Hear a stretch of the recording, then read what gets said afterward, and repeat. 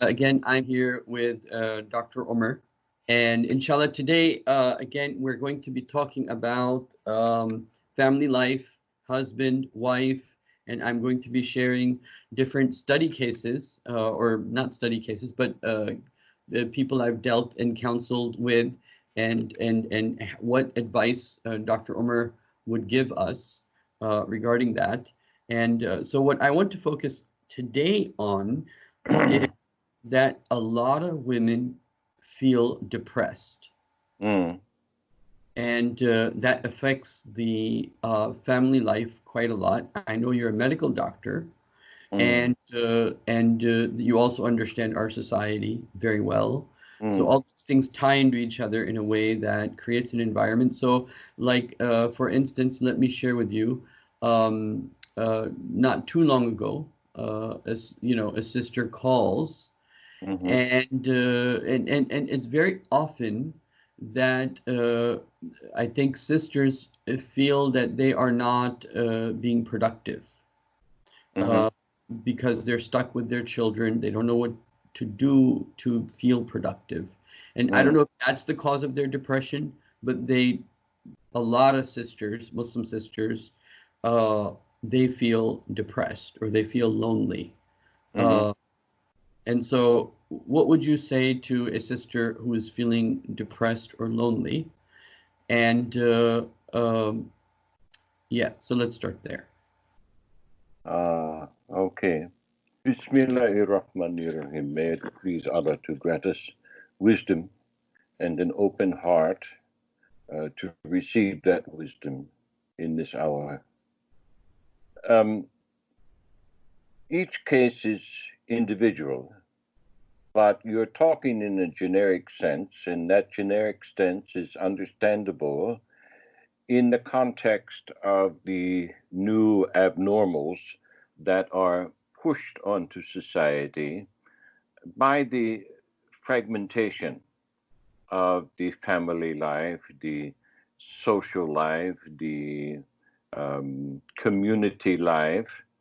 Um, this sort of thing is common, and when a woman is separated, for example, from her family, um, from her relatives, as we discussed this once before, Yes, so we discussed in the helping to take yes. care of the children, you see, it's overwhelming. It's too much for any one woman to raise the children on her own, Mhm, even if her husband is helping her as best mhm, he can. mhm, Okay, mhm, men are not inclined to be carers of children, providers, protectors, and instructors after they reach the age of reason, beginning with the latency years. Yes, and you take the grandfather, for example, like I am a grandfather now. You take the grandfather who has more time on his hands. He can deal intermittently with the younger child. mhm, But what you're confronted with now is a fragmentation of the family. The mother's here, the aunts are there, the sisters are someplace else. The woman's on her own, isolated, very often in some, box called an apartment, and separated also from nature. mhm. So all of this is abnormal, all of it. Okay, So, it Dr. doesn't. Omar, uh, we talked about how a child can go from one person to another person to another person in one Yes. of our previous talks. But referring to your book that you wrote recently, one of the perspectives you take in that book is the perspective of needs. Of what? Needs, like what are the wife's needs? What are the husband's needs? Oh, Or yes, yes, yes. Oh, right. you're talking about the taqwa of marriage. Yes, yes. Yes, that's Okay. right. So, I wonder if you have anything to say. Like, if the needs are met, then does that do away with her sadness or loneliness to a great extent? To some extent, extent, to a limit. For I married my wife, my present wife, Mali Zaida. We've been married now for about 12 years. And she was a widow, and she was on her own for the previous 13 years, raised two children. And she did that on her own because she didn't trust men with her children, okay? And she had reasons for that we don't need to go into. So once they had reached adulthood and they were on their own pretty much, not completely, but no longer, she then decided to remarry, and she did the exact opposite of what she had anticipated by marrying a white man and a Muslim, okay, to boot, okay. So this was very difficult for her. And then she had to leave her family and come live with me in Malaysia in a box, in an apartment. It was a nice apartment. Nevertheless, it was she was separated from her family. Now, I was I had written the book by then. By the time we had married, and I was revising it, and I was going through all this, and so I'm very conscious of all the things that I had determined were of the utmost importance as far as the woman's needs were concerned. And these are not just my idea. I took them up from someone else, and I elaborated, I expanded on them. I tried to Islamize them as much as possible. And I've been told that that book should be mandatory reading for for young couples, especially Muslim couples, and I think that's probably a good idea. Well, I'll put a link to that link on your website, or I'll Yes. just put a link to your entire website, and then Yes. if they just go into where it says ebooks, they can find that there. Yes, they can find that, and I'm sure that it will solve a lot of problems and save you a lot of counseling. Okay, if people were to read that book. But getting back to my wife and your question, in coming to Malaysia, she was separated from her family and from her community, and this was difficult for her. And no amount of coddling on my part, no amount of wisdom, no amount of anything that I could do could compensate for that lack of community, that lack of social interaction in her life. It's necessary for a woman, okay? More necessary than it is for a man. That's a very interesting subject. I was recently, and I've seen this over and over again, but I've been, aware of it in a sense that it's in the back of my mind, but you now have brought it in the front of my mind so many times, including my sister. When they're thinking of marriage, one of the topics that comes up is, oh, but I'll have to move. Yes. And so, like, I know this brother and sister, they're really good for each other, but one of the major fears the sister has, and I took it as a fear, that there's a fear that she wants to move from there to here, and that's a fear. Yeah. But you're adding another dimension to it, which is, it's not just a fear, it's actually she needs that connection. Yes, it's you have to look at it from let's look at it from a metaphysical aspect that has its emanations, its manifestation in the spiritual realm, in the realm that we do not see. Okay, and we are to remember God in all things, seen and unseen. Okay. Well, our relationships are unseen. Our thoughts are unseen. And the interactions that occur at the level of what we could call the astral and etheric realms, which are finer expansions of the human essence that reaches out into the universe and is grasping what we can of what Allah has sent down to us, okay, we are not monolithic little creatures here. We are interdependent, and the greatest part of that interdependency is the immediate family, especially when that family is balanced or relatively civil, you know, even if they aren't correct in all of their moral behaviors. You know, this it's there's a necessary part here that is necessary for the women in particular, because women are more social creatures, and they depend on this sociology that happens in the family context. They depend on the communications that take place. A communication with a sister or an aunt or a brother or an uncle or a mother or a father is not the same as it is with a neighbor or a colleague. They're different. There's a deeper connection that runs right straight into the heart. Okay. And this now, running straight into the heart here, is now established as a phenomena of electromagnetic resonance that can be observed. Mm. And when you remove a woman, especially from this realm, where she has this connection, this heart to heart connection with her immediate relatives or her very best of friends, you know, the kids you grow up with and you play with and know intimately, all of this is like a death. Mm. Okay, it's like a death experience. Even if they're still alive, there's no longer any communication taking place. So they might as well be dead. And the communication that takes place over the television, or I mean, over the internet, by telephone, all this sort of thing, that's nice, but it's not the same as it is with in person. Mm. This intimacy that you have in person doesn't exist. And Mm. intimacy for a woman is of paramount importance, much Mm. more than it is for a man.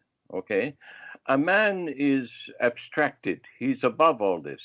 Okay?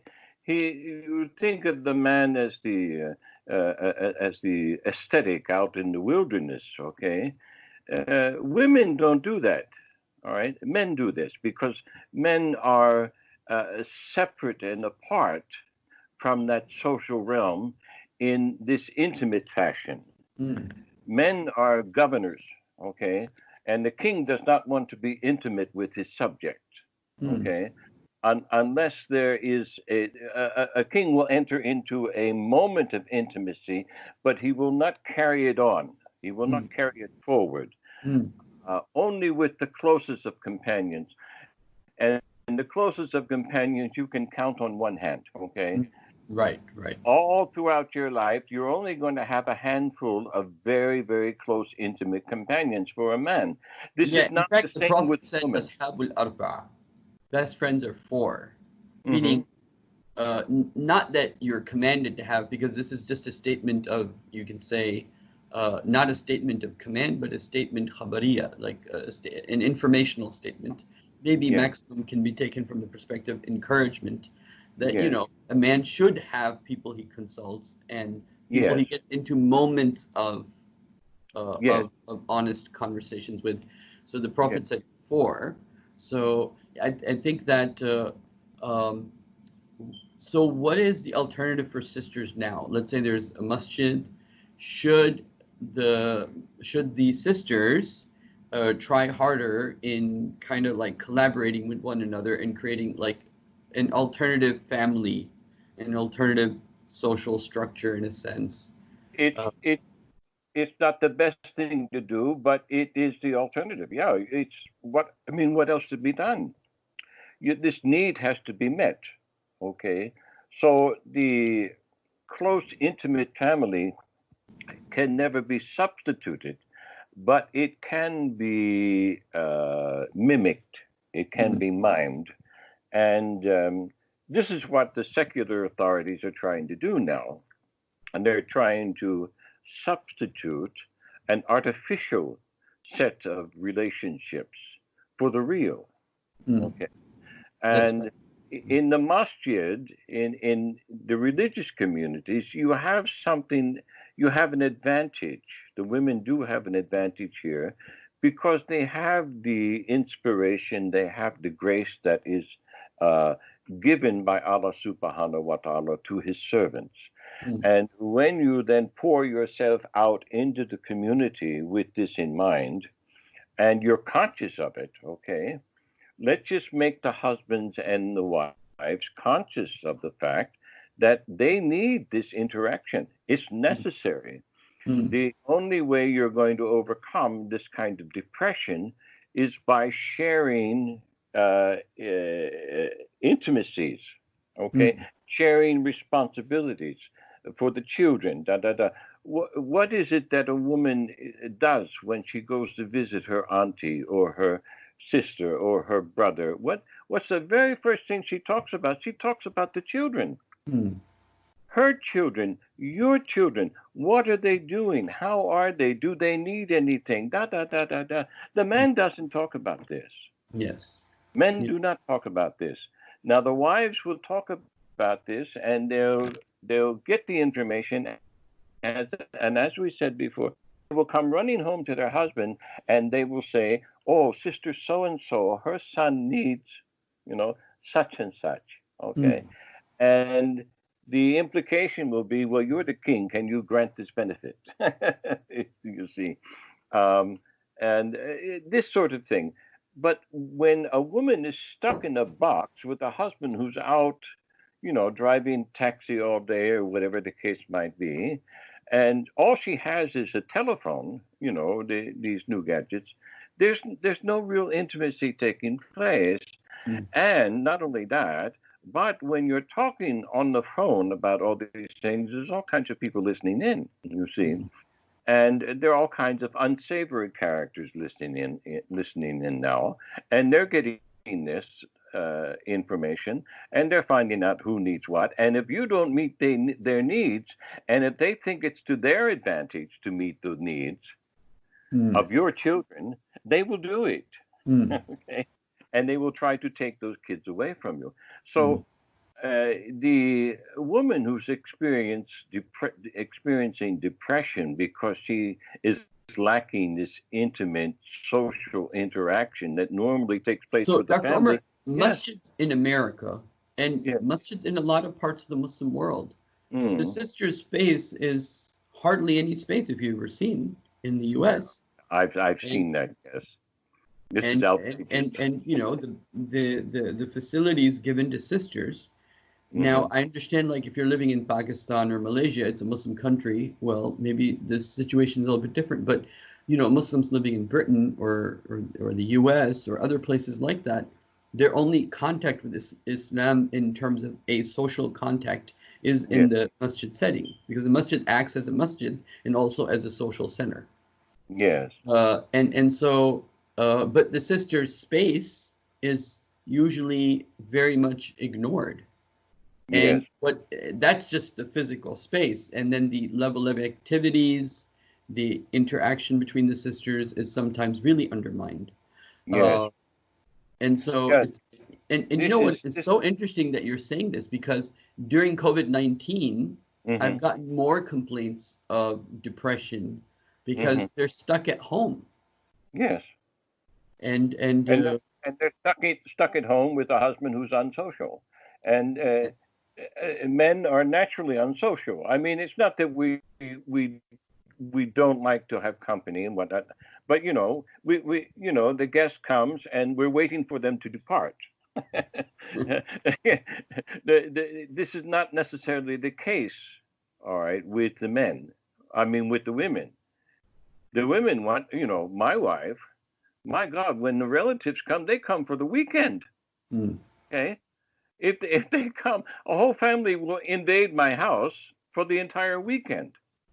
Okay, and I have kids jumping up and down the stairs on my bed, 24/7 for those 3 or 4 days. yeah. And yes, I'm waiting for them to get back to Ah, my work and my that solitude, and my writing and whatnot. I'm one not of the interested in all one the of the great distraction. scholars of Islam, I won't take his name, but one of the great scholars of Islam, was a very prolific writer. He's written one of the most read books in the world. Hmm. You know, when he would get a guest, he was known to ask the guest, "Are you done?" Yes. Yeah. I had more I, you know, important things to do. I don't mind the first 3 days. I get irked like anybody else, but after those 3 days are up, get out, go home. You see, Yeah. but women are not like this. Okay, women are not like this. Women want the company. They want the interaction. They like, my wife loves waking up to a house full of relatives. She just loves it. She'll go from one room to the next, to the one person to the next, and there's just this endless round of meal preparation and going out for shopping for this, that, and the next thing, and coming back, and then handing the children from one to another to another to another. And I love to see that. I really do. Don't get me wrong. I'm Mm, not a curmudgeon, but this is what women thrive on. They thrive on these interactions, and when they don't have them, they become depressed mm, because they feel unused, mm, or maybe they feel used in the wrong manner. Okay, mm, women want to be used. They want to be useful. They want to be helpful. Okay, in the right set of circumstances, and in the right way, and in a balanced fashion. I'm not talking about the gold diggers, this sort of lady. They're just selfish. They're selfish, just like Kabir was selfish. They joined the selfish ones. But the most of your ordinary, decent wives and sisters and aunts, they want to help each other, and they want to know, okay, what's going on. And when a woman doesn't know what's going on, it's like solitary confinement. It will mm, drive her crazy. mm, And after a while, a prolonged period of this, it's torturous. mm, Okay. So if the families now are, and most of them are, they're segregated, they're separated, and you don't have this degree of intimacy, you at least need to make your husbands, your men, and the women aware of what's taking place here, of this fragmentation and how it is destroying the psyche, especially of the women, and then do your best to compensate for it.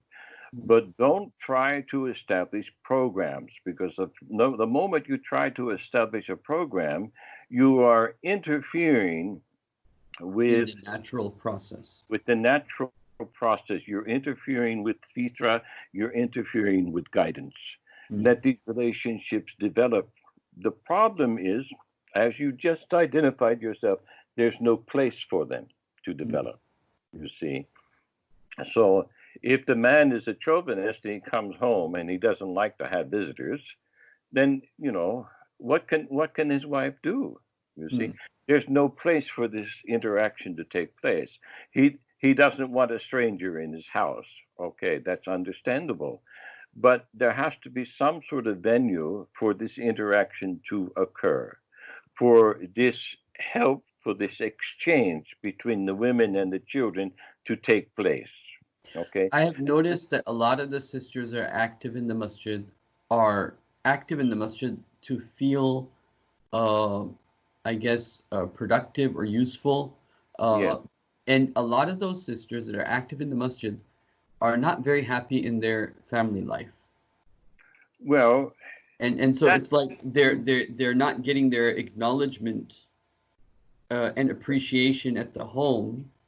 So then Yes. they're seeking that appreciation outside the house, and Mm, not in the sense that there's anything wrong with that, but it's mm. a phenomenon that I've seen occurring. And This, yeah, is a way to compensate for what's missing at home. yeah, And that's another topic, okay, that the husband needs to address in order to make his wife feel that she is meeting her responsibilities and that she is being appreciated. mm, I think I told you this before. A woman wants to be desired and cherished. Yes. Okay. But this desire, being desired and being cherished, goes beyond the sexual realm. Mm. It permeates everything in the relationships. So she wants to be cherished because she's meeting the man's needs, not just in the bedroom, Mm. but outside the bedroom, because that's where 95, 98% of I measured it once. And it's, upwards of 98% of all of our human interactions in the marriage take place outside the bedroom. Mm. Okay. So in this realm, she needs to be cherished. She needs to be cherished for her homekeeping, for her meal keeping, for her, creating the correct ambiance in the home, Mhm. for meeting and observing and making sure that the needs of the children are met, because the husband is not aware of this. He goes off to work. He takes care of his day-to-day grunge, because that's what it is. And he comes home exhausted from the battle, and he's not necessarily interested in the fact that Johnny needs a new school textbook or something like that. And this has to be brought to his attention. Mhm. Okay? And she needs to be appreciated for bringing that to his attention, not Mhm. rebuffed. Oh, okay. Very good point. You see? Yeah. And if she's rebuffed for doing that, for helping, for trying to help him meet the needs of his own children, he's got a problem with the death angel coming up. Mm. Okay. Because the death angel is going to sit there, or going to stand there rather, and say, look, we sent you a helper. Look what you did to her. Mm. You didn't let her help you. Mm. All you did was use her like a slave, like a maid. Mm. No, she's your companion, Mm. your most intimate and most important companion, your closest neighbor, Neighbor. whom Yes, you you are mentioned this to in your book. love Yeah. as you love yourself. Yeah. What have you done here, you fool? You see, this So, has, okay, so let's move on. You're a doctor, so yeah, what can be done, or do you have uh, any suggestions in terms of nutrition or food? oh, well, yes, this is another matter. You see, all of the modern lifestyle is creating the perfect storm for psychiatric illness, Mm. okay, and for psychological dystopia. What you're talking about is dystopia. These women are dystopic, and they shouldn't be. They should be fulfilling their roles as slaves of Allah, as women, as Mm. wives, as mothers, as sisters, as neighbors, okay, and as helpers to her husband. All of this has been destroyed, and it's been interrupted with this corporate model, which has monetized everything, because we're all under this usurious spirit of tyranny. That's what it is, and everybody's enslaved. It now takes, two people to work, each one of them having 2.5 jobs, just Mm. just pay the rent and put Yeah. food on the table. That's not amenities, for many people. This is all unjust, and people living in this system and then eating the wrong foods, okay, and then experiencing most of their time spent watching television or just interacting on the computer. All of this is unhealthy. There's nothing healthy about it. Mm. Okay. And then you deal with this nutritional lack, and it really is a lack. This is a whole new topic, and I'm not an expert on it, although I have looked into it, and I haven't practiced medicine 20 years, except for just a few people here and there that have asked me for personal advice. But I don't keep up with medicine like I used to. But I'm fairly well informed, and the food substances that we're now eating are all inadequate, all of it, Mm. almost all of it. And many of it is poisonous or toxic to a certain extent because of the way in which the food is processed. Mm. Even before it gets to you at the grocery market, Even if you go to a wet market, you're going to have problems. Mm. The best food you can get are produced by the Amish and the Mennonite people, and those who are doing organic farming. Mm. And this is, this is the exception, not the rule. Mm. So most of the things that you're getting are not fully supplying your body with what they needs with respect to vitamins and minerals and essential nutrients beside that with respect to the building blocks for the amino acids and everything that our body and kun faya kun is constantly remaking. We are being recreated every moment. Mm. Okay, the Sufis are right about this. This exchange between the unseen and the seen is instantaneous, and it is at the under the influence of the subatomic level, where photons actually guide the chemical interactions. It's not the other way around. And modern chemistry has taken over and are subduing the photons. Mm. Okay, they've now done physics where they've established that there is a system that actually uh, transports the photons from one place to another in the body, and Mm. it follows the acupuncture meridians. Oh, This is interesting. brand this is brand new knowledge, Mm. and nobody's looking at it except for a handful of people. Muslims should be at the forefront here Mm. because this is at the cutting edge where you meet consciously the kun faya kun, Mm. where what the Chinese call the qi is Mm. being manifest at the Mm. subatomic level. Mm. The Chinese are right about this. Mm. 5,000 years of history. Yeah, a modern doctor would look at that and say that's just a bunch of gibberish. It's not No, it's not. scientific and It's so not on and so gibberish. forth. It's not gibberish. You can an acupuncturist can go in and put a needle and in people, and then they can go and have a major operation. They don't need anesthetics. Mm. Yeah, this Yeah. is science. This is a very fine science now. So all of this entire realm is being ignored, and it's being interfered with, and the body is being intoxicated.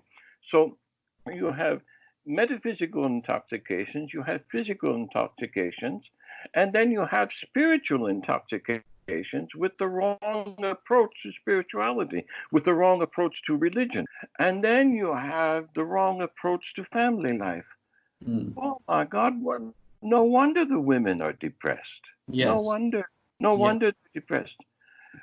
So in my marriage now, and I have seen this when uh, I getting back to I didn't finish the question about the health because of the food being insufficient. Yes, one needs to take supplements.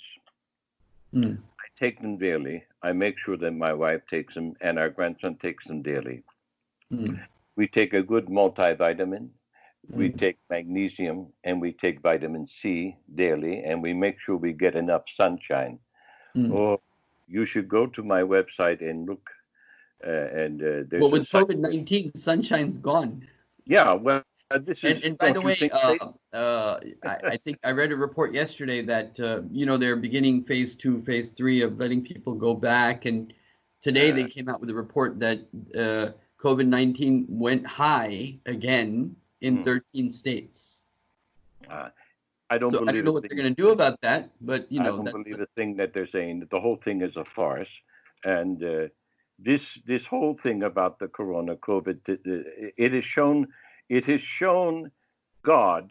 Iblis has won. He's triumphed here. He said, "See, I told you that they were stupid. I told you they were stupid, and this includes their professionals." Okay, this whole thing is a lie. It's a scam. It's not that COVID doesn't exist. It does exist. But what is it really at the root of it? We don't know. Mm. Okay. Why those Chinese dropped dead in their track in Wuhan, we Mm. don't know. And Mm. I'm suspecting that this was some sort of covert experimentation that took place Mm. where those people were already infected with some sort of nanobots, and somebody pushed a button and something like cyanide was spread instantaneously in their body and they dropped dead. Mm. Okay. It's not just the virus, it's far more than the virus, and we will not find out what it is because it's just too covert. Mm. But I can tell you this, none of it is natural medically. Mm. Okay. This is not natural, and they're not telling us the truth. And I've said this from the beginning, and almost everything that I've said has been proven correct now, and by other professionals other than me, but nobody's listening to them, or very few. Only a few people like yourself and those who follow you, and a few others that I know. I still have not met anyone, nor has anyone in my family met anyone who has had this virus. Mm. After all these many months, we don't know anybody who has COVID. Nobody. Okay. Mm. And for a worldwide global epidemic, I would have to say that's a bit unusual. Okay. Yeah, true. And besides that, the previous flu epidemics were far worse and had far greater mortality than this thing. So the whole thing is blown out of proportion to purposely create the chaos. But let's get back to vitamin D and sunshine. Mm. Okay. Iblis has won here. He's kept your women covered up so that they don't get enough vitamin D, because the form of vitamin D that we need is only made by the sun. Mm. You can't eat this. Mm. It has to be synthesized in the skin via sunshine. Mm. Okay? And the women are covered up and deprived of this. And when you're deprived of vitamin D, all sorts of medical problems persist and they grow slowly over a period of time. Mm. Okay, so women, this need that you're talking about for the women to overcome this dystopia, room has to be made in the Ummah for them to get their sunshine, not Mm. just from the sun, but from each other. They Mm. need this light that goes to the heart in order to cure this heart disease, because that's what it is. It's Mm. a heart disease, and we're making it worse. Mm. The men folk are making this worse by not allowing them the time that they need with their relatives, with their children, with this social exchange that needs to take place. You know, this whole chauvinist business has ruined the ummah, Mm. and it's held them back, because when you hold back the women, you're holding back the men, Mm. because it is the women who cheer you forth, and they can only cheer the warriors forth when they have sunshine. Mm. I hope I make that. It's an image. It's imagery there, but Right, I hope right. I Yeah, make no, that clear. that's very Okay. good. Yes. So the men have to make room for the sun to shine, both physically and metaphysically, in the lives of their women and children, so that they can progress and this heart disease can be cured. Don't look to doctors to cure this. They can't. Mm. It cannot be cured. They just give you another pill, and this pill will just make it worse. In clinical psychology, I just because you're a doctor, I'm just bringing this up. But in Mm, clinical psychology, they talk about when people are depressed, giving them exercise, telling them to exercise physically. mm. That this gives them a good esteem because they reach goals. I'm going to do this exercise, and they reach that, and it also pumps up the body. And what do you have Yeah. to say about that? Well, this is still fragmentary. Okay. It's still individualistic. It doesn't solve the need for social exchange. Mm, okay. Okay. Because it is the social exchange that really confirms the identity. Mm, Okay, yes, this is my sister-in-law, and you should go see her because she is such and such and da da da da da, and she's so good at doing this, that that. This sort of thing, this banter that goes back and forth between the ladies at the social level. Just think about it at the village level. We are village people, Mm. okay? We have this idea that, sophisticated urban individuals. This is not reality. This is abstract. It's Mm. abstracted nonsense, okay? It doesn't make the community. Madam Clinton is not correct. Okay. Right. We, if it takes a village, it takes a real village. And Mm. this brings us back to the caliphate and, the authoritarian regime. There is a hierarchy. And Allah makes this very clear. And the Hadith makes this very clear about the next life as well. If we look at what it says about Jannah, it says, well, those people who are the least in Jannah are going to look at the highest and they're going to be as far away as the stars. Mm-hmm. Okay. Mm-hmm. Yeah. Well, that's hierarchy. Yes. It's hierarchy. But this hierarchy is at the village level. Mm. And the village elders in the classical traditional hierarchy, they always made room for the ladies to have their own venue. Mm. Yeah. They have to have their If own venue. if you study It's the almost as if the ladies should have tribes, their own masjid. Okay. yeah. um, there are places. I like the British system. I lived in England for 2 years, and I like the British system because they had this the remnants of this medieval mentality was still there.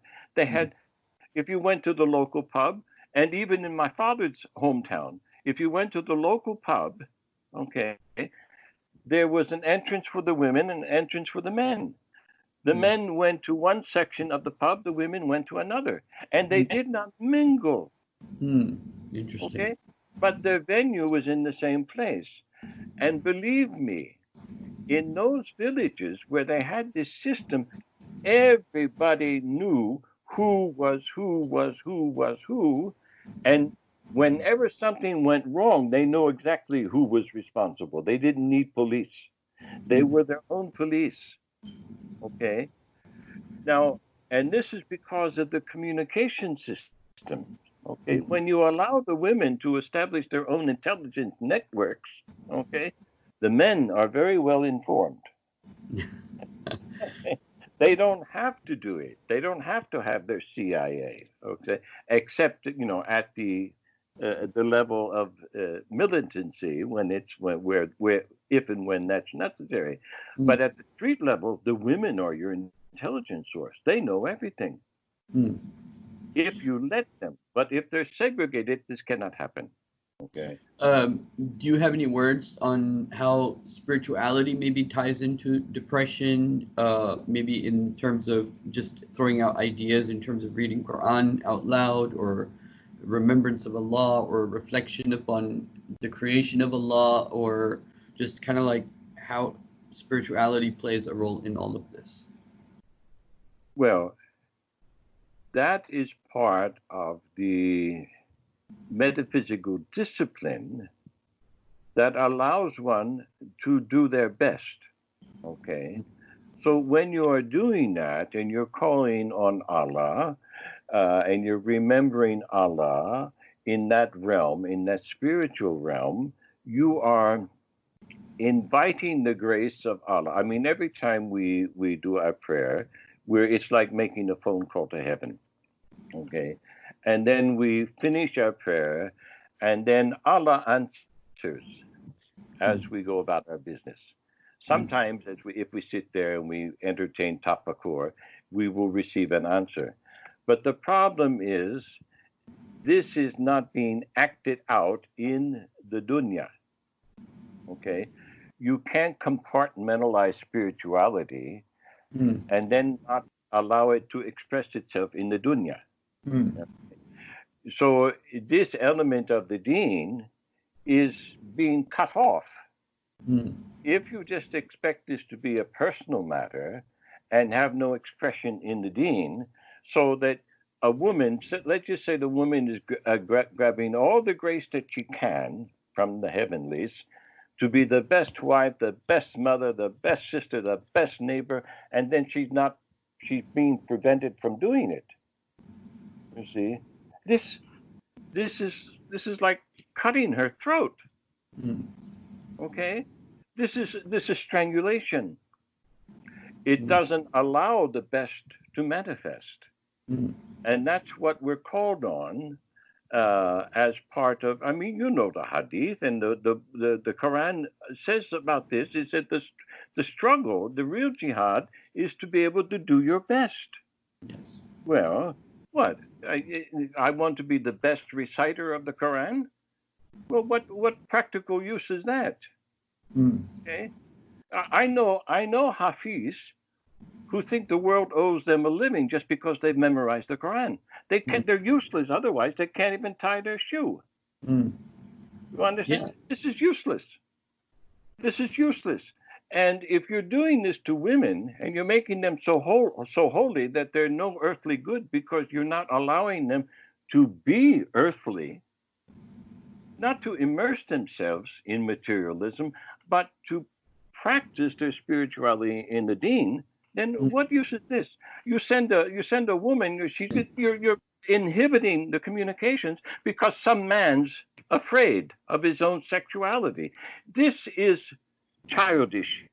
I'm going to tell you that now, men. This is mm, very childish. And Muslim men need to go beyond that purience because that's what it is. Okay. Now, in the days of the Prophet, this was not the case. mm, A woman went out, she spoke, her face would be seen, and when she was angry, and if she was a matriarch in that village, my God, she had better be listened to. You mm. see, yeah, because everybody knew who her husband was. You see? So, because if you have a matriarch like that, the husband is more of a patriarch and he's to be more feared. Okay, because of who she is. She's his clothing. Mm, So this sort of thing needs to be modified to the best of your ability as you're approaching the solution to these problems in a very abnormal situation. mm. Okay, the women must be given room to be intimate with each other. And now I'm not talking about any sexual intimacy here. I'm talking about social exchanges which are necessary for the vibrant health of the community and their own vibrant health. Mm. They need to get sunshine from the real sun and from each other. Okay? So over here, again, I want to maybe touch upon the legal aspects, how the legalities actually come in the way sometimes of just logical things. Ah, Like in Saudi Arabia, there was an event that took place a couple of years ago mm, where a school of girls mm, started to burn. And so, the firemen were trying to go inside, but the cops came, mm, uh, enjoining good and forbidding evil. And they stopped them. No, no, the girls don't have hijab on in the school. You can't enter. And so now a bunch of sisters die because, well, they didn't have their hijab on. And so now they died because the cops prevented the firemen from entering. Or there have been cases where a female is has pregnancy and she has to go see her doctor, but the doctor that was originally a lady, now the guy in the staff at that moment is a guy, and so the husband's like, no, you can't go, and now she ends up dying. So there's a lot of this going on amongst the religious people. let them. I have an answer here. Okay? And it's the same answer that Prophet Isa gave to his disciples when he was asked pretty much the same question. He said, let the dead bury the dead. Mm, Okay? If these people want to be spiritually blind and spiritually dead, then leave them alone. Leave them to it.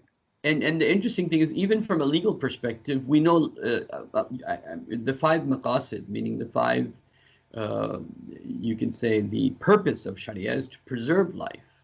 And so Yes. that is overlooked when Mhm. we're, for not covering, which is secondary, Well, if even let me tell secondary. you what I would have done if I were the sheikh in that town where that fire was. Okay. The moment I arrived and saw what was taking place, I would order the firemen to go and save those women. And if the cops wanted to stop them, I would have shot the cops. Mm. Okay, that's what needs to be done. And if you don't have men who are willing to do that for the right reasons, then let the dead bury the dead, because you can't intervene. Mm. Okay? Now, mind you, I told you if I was the Sheikh, okay? Not if I was just Dr. Omar. No, I wouldn't do that. But if I was the Sheikh, that's what I would do, because I would have the authority to do it. You see, I would have the anointing. I would be in divine order. You see, if you just try and do something like that on your own, you're out of order. Okay. So when you have a system that is under this wicked authority, under this stupidity, okay, let them be stupid. Yes, I pity the women, I pity the children, but that is their fate. That is their measure. Mhm. Right. Okay. No, I understand. That's their destiny, is what you're saying. That's their destiny. So, And it takes an act of God to deliver them from that, not an act of man. mm, Okay. Not an act of man that's out of order. It would take an act of. That's why Mahdi or Isa have to come, because men are not acting. The men who are authorized to act are not doing it. mhm, They're not acting correctly. They're not acting with. They're not performing al-hisbah. mhm, They're not doing proper adab. mhm, Okay, but proper adab is not just good manners. mhm, Okay, I met all kinds of ignorant people who have this good manners. They're just ignorant, stupid people with mhm, good manners. That's all. But the proper adab is doing what Adam was ordered to do, naming everything and putting it in its proper order. mhm. People, places, and things, putting them into divine order. This is what the Caliph does. This is adab. Okay. So, on the one So side, we have male chauvinism, which yes, restricts women from having their fitra, tribal relationships and tribal interactions. yeah, yes. On the other hand, do you have anything to say about women being ungrateful Oh, and that oh, as a that self-sabotage where they're not uh, grateful? that's a And whole that, different.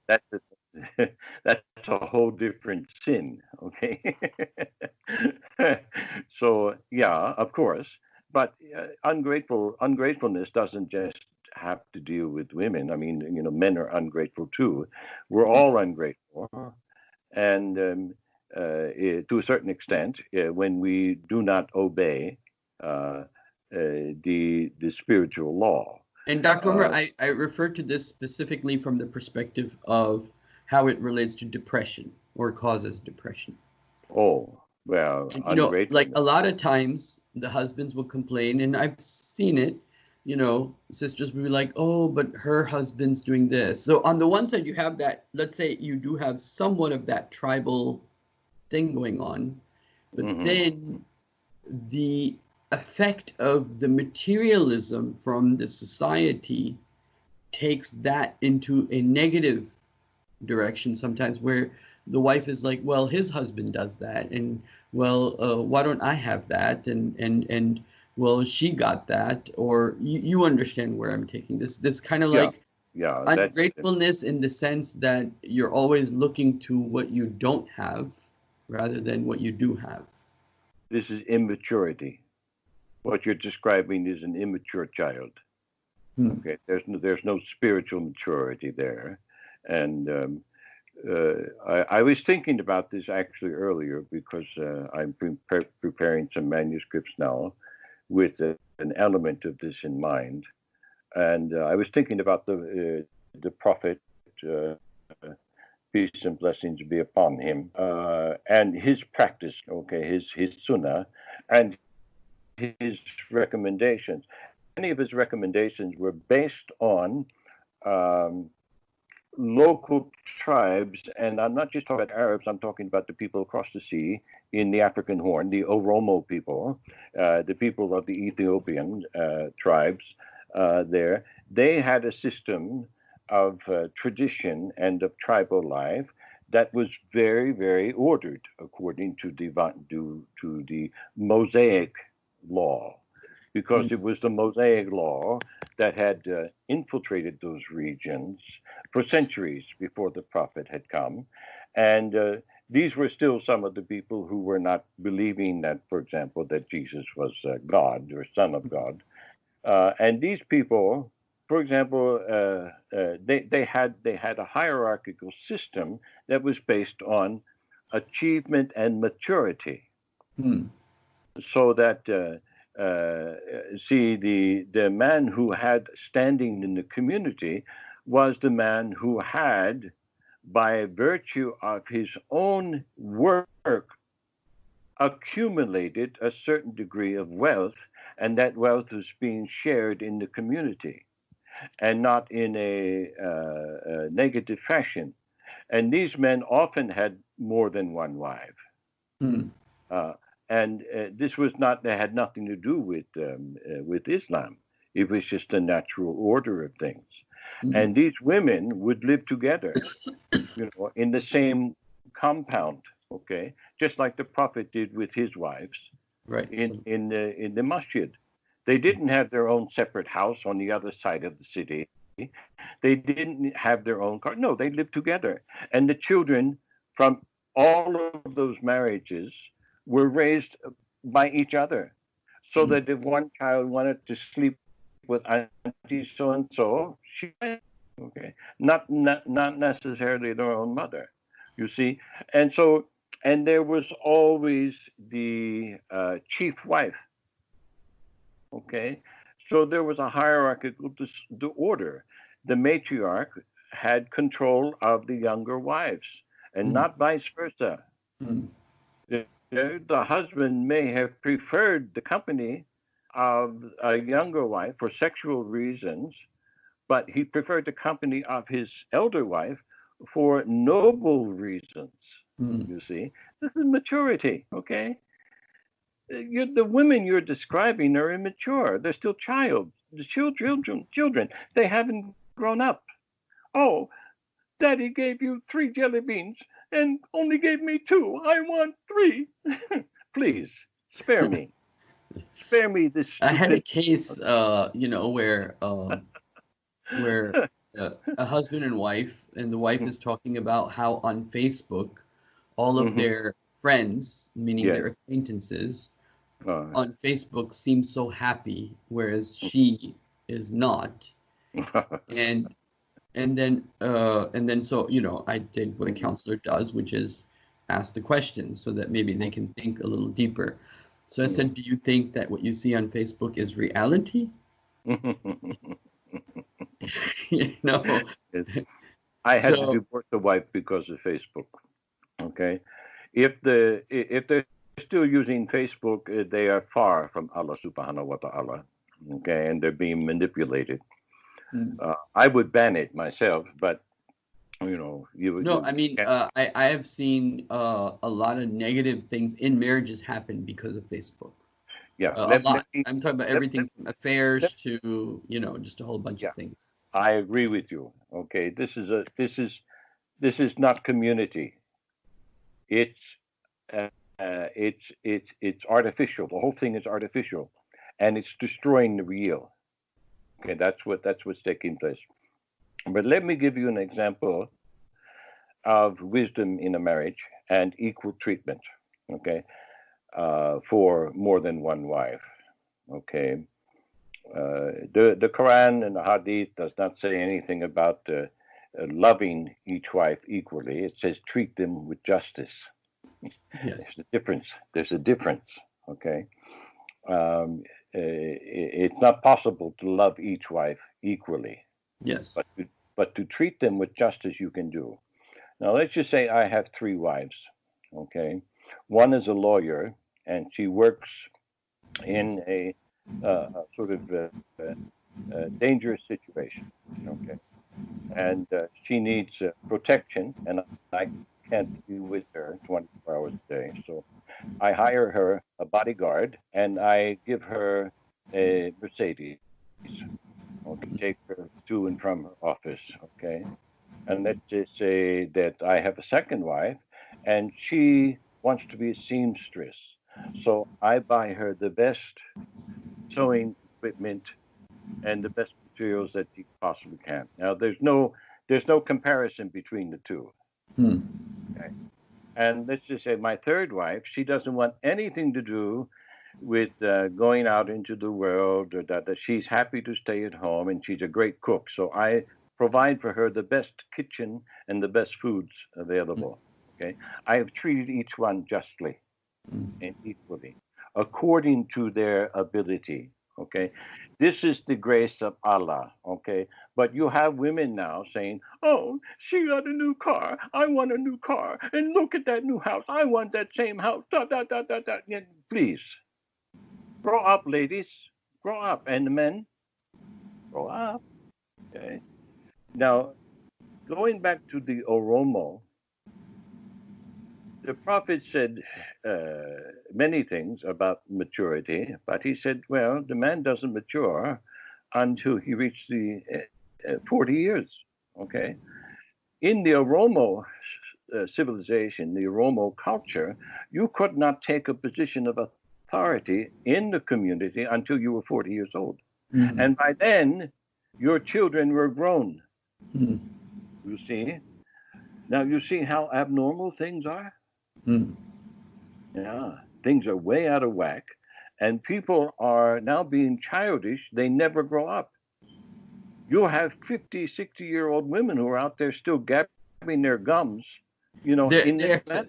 they're now saying things like, they come up with these catchy phrases. The 30s is the new 20s. You know, the 20s is the new teens. You No, know, and they themselves are like stretching the age of maturity more and no, more. no, no, no, no, no. Nothing has changed. Nothing has changed. Okay. The development of mankind is being hindered. Mm. People are not maturing. And when they finally do mature, it's usually too late for them, and they're too full of regrets. Mm. All right. For not, and they're angry also with their parents and with their superiors for not having taught them properly. I Mm. know I was when I found out about many of these things. I was very angry, especially not so much with my parents, but with my teachers Mm. and with the priests. Because I grew up Catholic, I was angry with them and the nuns because they held all this information back and they filled us with lies. Okay, I was very angry, and that's a righteous anger. Okay, Mm. but these lies, such as what you've just mentioned, another one is social distancing. This is a lie. Okay, this is all double speak. It's satanic. All of this stuff is satanic. The media needs to be avoided at all costs. Mm. So if you want to take your people That's out very of, interesting you say double speak, because the verse in Quran that talks about magic, yes, the verse right after that talks about mhm, double speak. yeah, that's what it is. This is the art of thelema. It's the art of public relations. That's what's taking place now. Mm. And they this there is an act of magic which has to deal with what they call the egregori. This is going back to Babylon. The practice was in Babylon, but it is a speaking forth of a desired reality. So Mm. you are projecting a desire out into the world with your dikir, okay, with your meditation. And when you get a group to do this, you create what is called a egregori, and then this is inhabited by the jinn. This Mm. becomes a living creature, Mm. and it is the thing that creates the mob. Mm. Okay, it creates the hive mind, the controlled mindset, and Mm. what you're describing when you talk about these women who are ungrateful, they are subject to this hive mindset. That's what it is. Facebook is filled with this. Mm. Okay, that's what it does. They create this egregore, which is designed to remove people from the will of Allah Subhanahu wa Taala to the will of the corporate system, which is the system of the beast of our Dajjal. That's what it is. And so Interesting. people who are moving away from this, say again, Yeah, no, that's that's what it very interesting because I just want to very quickly touch on that verse. So it mm-hmm. starts with Babylon. وَاتَّبَعُوا مَا تَتْلُو الشَّيَاطِينُ عَلَى مُلْكِ سُلَيْمَانَ. And they were the devils. They recited or they Yeah. taught about the kingdom of Suleiman and the Yes. whole coming down of the angels in Babylon. Then the very Yes. next verse Yes. after this is يَا أَيُّهَا الَّذِينَ آمَنُوا لَا تَقُولُوا رَائِنَا وَقُولُوا انظُرْنَا. Oh, you people who believe, don't say ra'ina, which meant which had two meanings. Yes. One is you're our shepherd, meaning to the Yes. prophet. Yes. Ra'ina means to look at us. Yes. But they would say ra'ina to the prophet, look at us, like pay attention to us. And the others, the Jewish community, many of them that were in Medina, they would say, yeah, ra'ina, kind of like, that's okay, we like that word. So Allah Mm-hmm. came down and said to the prophet, tell them, don't say ra'ina to you because they're taking it, they're making a mockery out of it. But use another word which doesn't have a double meaning. Unzurna wa qul unzurna wasma'u. Yes. And Yes. then listen to the prophet when you ask for his attention. So anyway, so that was the verse. This is very interesting because when you say social distancing, the Mm-hmm. word as it manifests itself in society Yeah. would be very satanic. Uh, Yes. Yes. That's what it is. And all of this is causing us to uh, distance each other, all right, from ourselves, and even dividing husband from wife, yes. okay, because they can live under the same roof but be divided Mm. because of this egregore, because of this hive mindset, because of these vain ideas, these false ideas, these lies. Mm. Okay, so uh, this is what's taking place, and it all began in Babylon. Actually, it began in ancient Pakistan along the Hindu River, and then moved westward. So all of these ideas began in ancient India. Mm. Okay. And then they moved westward and they got established institutionally in the West. And then people like the Jews and the Medes and the what they call the black nobles, the Guelphs, they took it up and they organized it. And as I said before, the final organization took place in the 18th century. And for the last 300 years, they've been using the Freemasons to export this system. They've been using the Knights of Malta to export this system all Mm. over the world. And the system is actually under the Catholic auspices, but don't think the Pope is the boss because he's not. He's just another figurehead. All right. Mm. So this entire world system is under the spell of black magicians. Mm. And these are the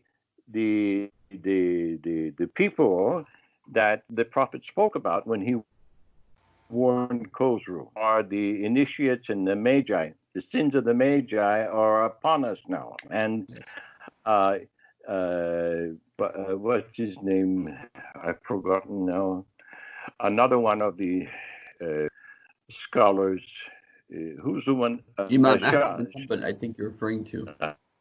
not not Shafi. The collected all the who collected all the hadith.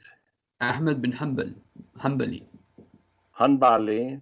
Yeah, I think maybe he's the one who said it. Yeah, maybe he said that the nations are brought down because of the magi and the initiates and the betrayal of the lovers. Mm. Okay, the betrayal of the lovers is what divides a husband from wife, even in the same house. This is betrayal. Okay, there's the people are living with each other, they're raising their children, but they don't trust each other, and they don't Mm. trust each other because they've been divided. And this heart to heart exchange is not taking place anymore. It's a constant battlefield. And this is not what Allah designed marriage to be. If you allowed your marriage to become a battlefield, you have lost your jihad. Okay? You are lost. Lost, I'm telling you right now. And so this is maybe, I don't know, that might be a good place to end now. Yes.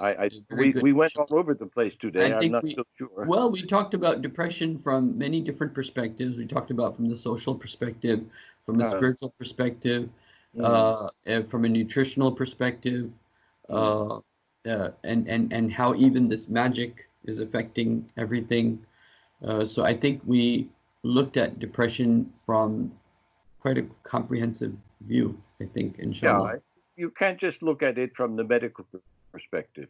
That's too short-sighted. It's helpful. There are some ideas that are helpful. There are even some approaches to therapy that are helpful. But the real solution is found in the village, exchange. This is what overcomes this. And there are certain situations which are just depressing because these situations are completely and totally unjust.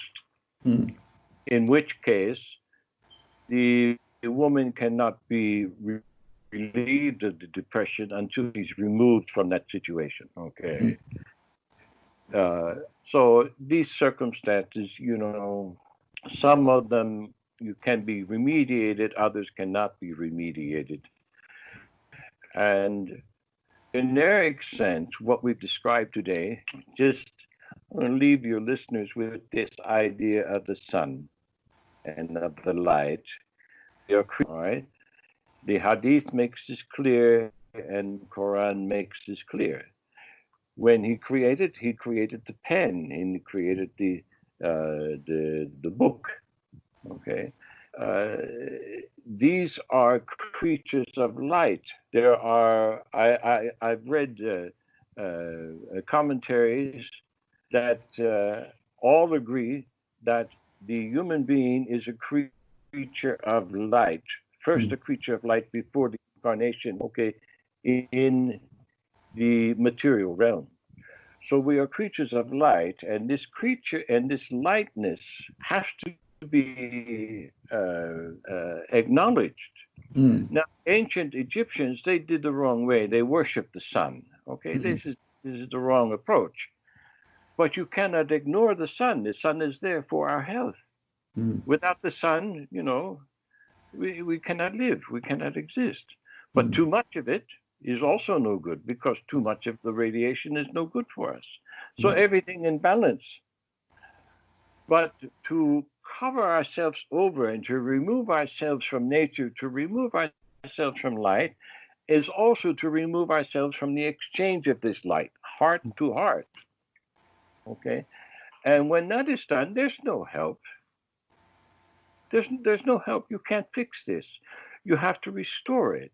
And you have to restore it to the proper relationship with the environment in which we now live.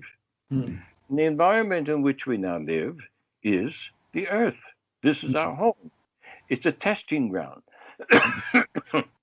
But we also know that in Jannah, things are very much the same. But it's a different kind of creation. It's a different creation.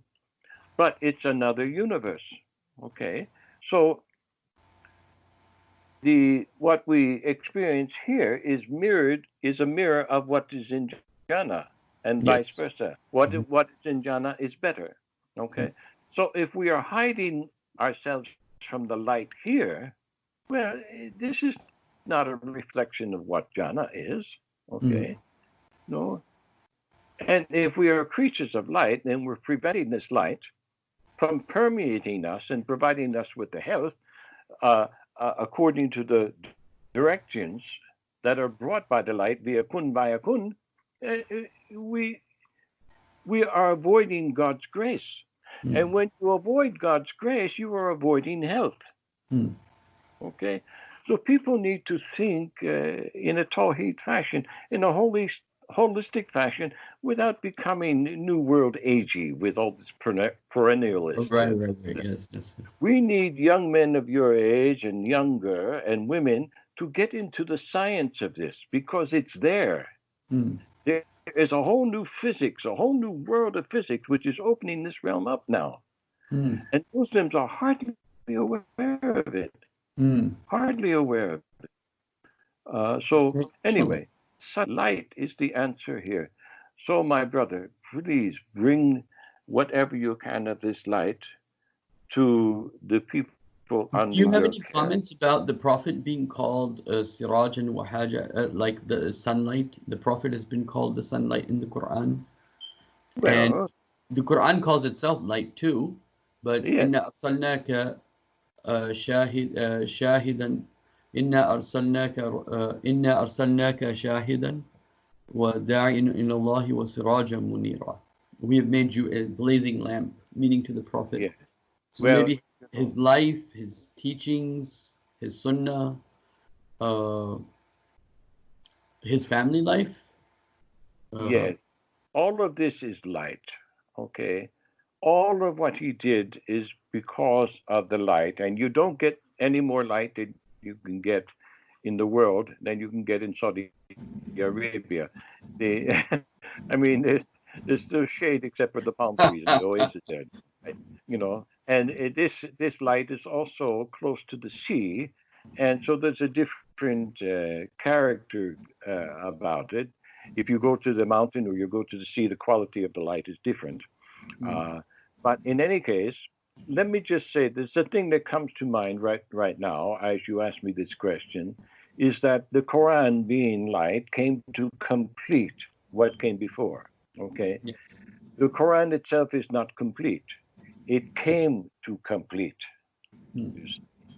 So the prophet came to complete what came before.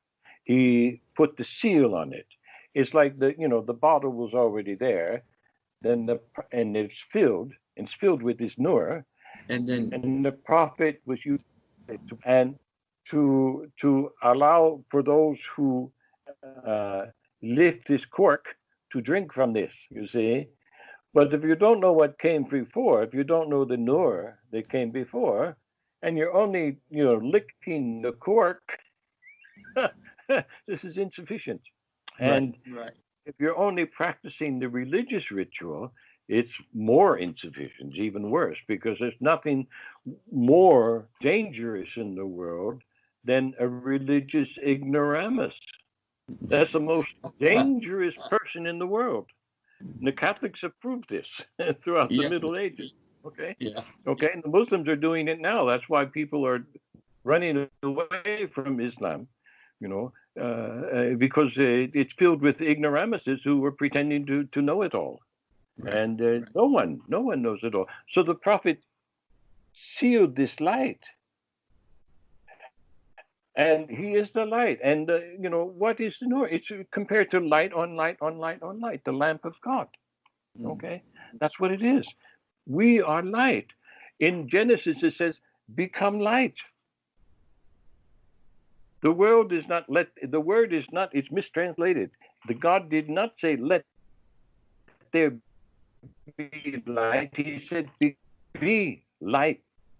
Oh, okay. Light. Interesting. Okay, that's a whole different understanding. And Iblis has used these mistranslations to misguide all of mankind, especially the West.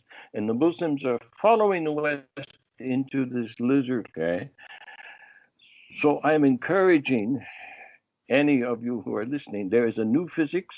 There is a new science, and this new physics and this new science joins the Quran and all that came before with what we can learn about the deen in the here and now, Hmm. and especially with the human being as the image of Subhanahu wa ta'ala, as the representative of Allah on earth. We are that image, and we are filled with this light. And the more light you're filled with, the healthier you are. And if you're subject to all this depression, and don't listen to the doctors, you've got a chemical imbalance. No, you have a light imbalance. Mm, You have a light imbalance. There's something wrong with your nur, okay? And you're not balancing the spiritual nur with the physical nur. mm, They have to come together, okay? These two streams have to come together. And it's just like the marriage. They have to come together, mm, okay? If you're living in a war zone in your own home, you've lost your nur, you've lost your Islam, you've lost your religion, okay? There's no balance there. right. So let there be light. Inshallah.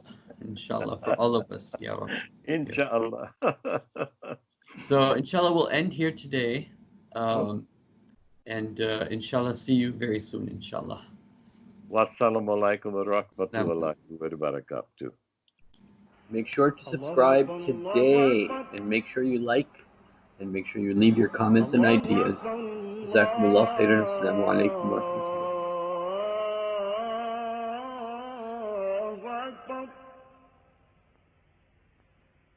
أشهد أن لا